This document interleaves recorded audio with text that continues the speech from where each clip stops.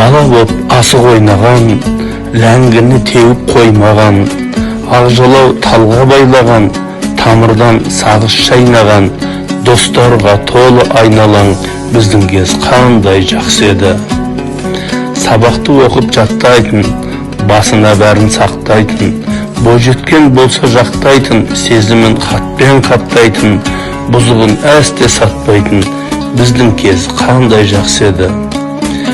Қыз жігіт серттен аумаған, ғашықтық оты лаулаған, жүректі жүрек жаулаған, төсектес бірақ болмаған өсек қаулаған, біздің кез қандай жақсы еді.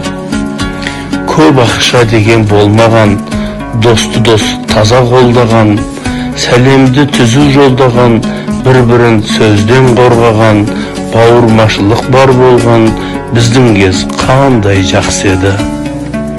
Дүкенде көп зат жоқ болған, сонда да қарының тоқ болған, күтпеген ешкім жоқ талдан, шанда бір импорт боп қалған, қанағат барға тоқталған, біздің кез қандай жақсы еді.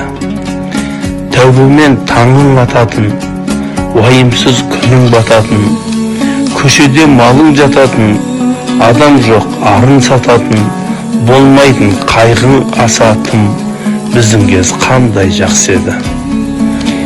Кезекпен малын бағатын, тезекпен отын жағатын, дүкенде барын алатын, қанағат деген болатын, жоқ еді өкпе налатым, біздің кез қандай жақсы еді. Ұлдарың болған құрықты, қыздарың болған қылықты, ойламай бәле былықты, лайламай таза тұнықты, бұзбаған әсем шырықты, біздің кез қандай жақсы еді.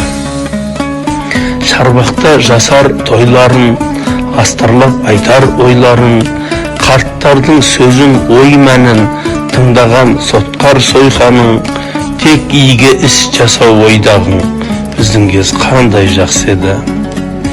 Біздің кез сондай жақсы еді, өмірдің мәні басқа еді, үлкендер айтып ақылын, үмітін артар жасқа еді, өсірген қолдан азықпен арқауымыз асты еді, қарапайым боп жүретін кәріде үлкен жасты еді, бабадан жеткен өсиет азығы жанның раста еді, бәрін айт қалқан бірін айт, біздің кез қандай жақсы еді.